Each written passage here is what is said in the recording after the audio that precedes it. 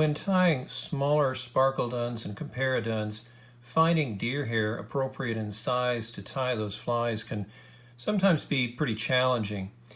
Bud Hines showed me a method of using EP trigger point fibers to create a similar kind of a wing that fishes well, is extremely durable, and quite easy to tie.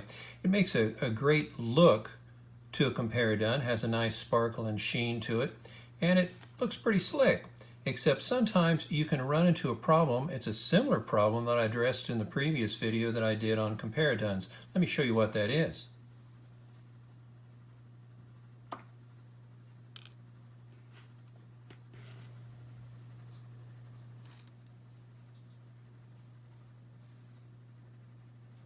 You can see on this wing that it's tilted, canted way forward.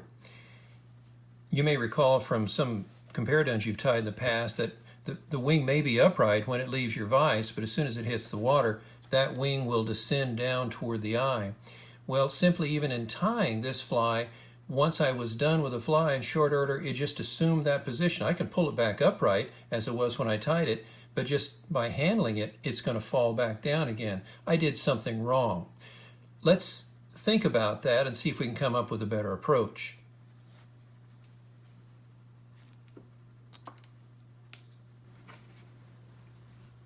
Now I've already started tying this fly with a little trailing shuck. I happen to use some Whiting Farms Chickaboo for a trailing shuck on this particular fly.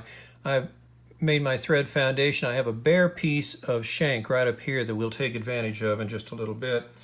I have my clump of synthetic. This happens to be the water silk product. Let me just trim off some of these little pieces. I'm going to make the wing much longer, at least initially, than I ultimately need it to be, and you'll see why in just a little bit.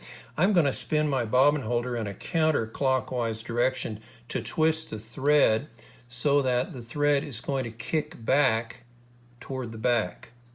And I want it to fall right into my fingers. But before we go any further, let me tell you that this is not just any thread I've chosen. You may notice it's pretty fine in diameter. This is a size 16 hook. This happens to be a 30 denier thread. It's Semperfli's Nano Silk, so it's a GSP thread. It's extremely strong and extremely fine. I've chosen that for this application. Let's demonstrate, and you'll see why. I'm going to lay my clump down on my wing. I'm going to come over the top. Notice the thread falls right back in my fingers. I'm going to come around with two winds, and I'm going to pull straight up so it mounts that wing right up on top. And I'll pull up, pull up, pull up, and bind it down, winding back. Now I'm going to check and make sure that's where I want it to be up front. That looks pretty good for the position. Then I'm going to come in with my scissors and I'm going to trim off these butts at a bit of a taper. So I'll just lay my wing out of the way, come in my scissors, and simply trim that off. Now what I'll do is I'll take my thread and make sure that it's flat, and it looks like I need to unwind some of those twists that I put in it because I can see there's lack of sheen. You can see sort of the shine. That means I've got flat thread. Then I'm going to go and wind down these little butts and form a bit of a taper for the body. Then we'll come back later and dub the body or whatever is appropriate for this fly. We may just leave it with thread, whatever. I'm going to fan my thread and get back up to the front. I would normally be a little bit more tidy than that. But now we're back up and we're ready to mount the wing. What I did on the last fly that I'm not going to do on this fly is I took advantage of this slippery surface in here and I drove my thread on that slippery surface back underneath, and then I built a little tapered platform underneath this wing. But then eventually it's going to fall back down.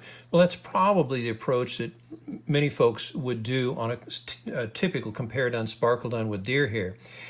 We're going to do this one the same way that we did the Comparadun in the other video, and that is we're going to insert into this clump of synthetic some winds of thread. Pull these winds apart. In fact, if you want, you can kind of go in with your scissor points or bodkin so you get it just as 50 or even as you can, straight all the way across, so you have a straight band right there. Spin the thread so that you have it very narrow. It's already a 30 denier. I want it even skinnier. Drive it down inside.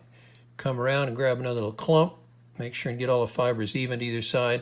Drive it down inside. I wouldn't do this with something like a 72 denier thread because it's just too thick.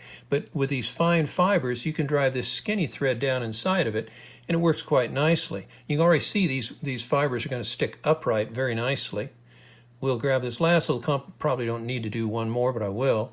Right in here, grab this final clump. Now what I'll do is I'm going to unspin that thread and flatten it a little bit and slide exactly like we talked about we did on that previous fly. Kind of drive those winds underneath. And then just build a little bit of a taper, a little platform. Now you can see already we've got a wing that's going to stay upright. I can push it around, but it stays right back where it's supposed to be. Then what I do next is I simply come in, measure it to the length that I want it to be, come in with my scissors, trim it off. I can spread it to either side, and you've got your Comparadun wing that's going to stay upright. I'll go ahead and finish this fly and show you what it looks like once it's done in just a few seconds here.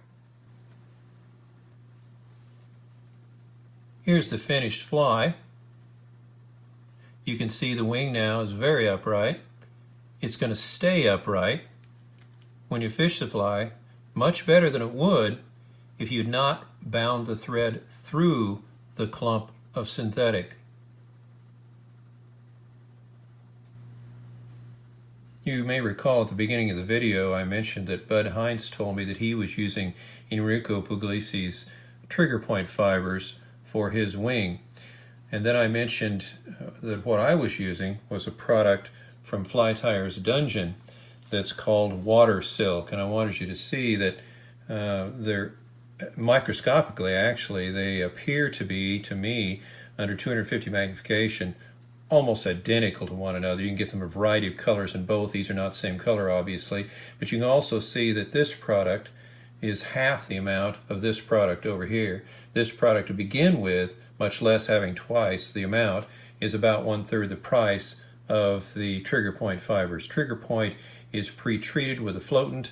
The water silk by Fly Tyer's Dungeon is not, but I just wanted you to be aware of it. I really like this product. This little bit of advertising for them I think is worth you knowing about.